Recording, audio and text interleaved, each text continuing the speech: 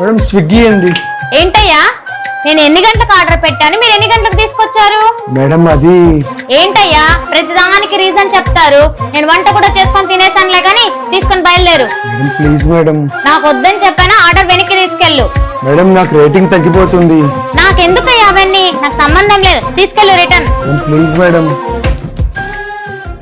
ఇదిగోమ్మా, ఇంతకు ఎగ్జామ్ ఎలా రాసా? ఎగ్జామ్ బాగానే రాశాను, కానీ ఈరోజు ఏమైందో తెలుసా? ఏమైంది? అయ్యో అయ్యో ఏమైందమ్మా? ఏం లేదు అంకుల్, ఈరోజు ఎగ్జామ్ టెన్షన్ తో కళ్ళు తిరుగుతున్నాయి. మరి నడుచుకుంటూ వెళ్తున్నావే? ఎగ్జామ్ సెంటర్ పక్కనే. దా నేను బండి మీద డ్రాప్ చేస్తా. పర్లేదు అంకుల్, నేను వెళ్ళిపోతా. రామ్మా నేను దింపుతా. అలా జరిగింది. అయ్యో అవునా? ఇంతకు అంకుల్ ఎలా ఉంటారు? స్పెట్స్ పెట్టుకొని ఉంటారు, హైట్ గా ఉంటారు, గడ్డం బాగుంటుంది. సరే సరేలే, చదువుకో నువ్వు. మేడం ఈ రోజు ఏంటి తొందరగా వచ్చారు? ఇదిగోండి ఈ 500 తీసుకోండి.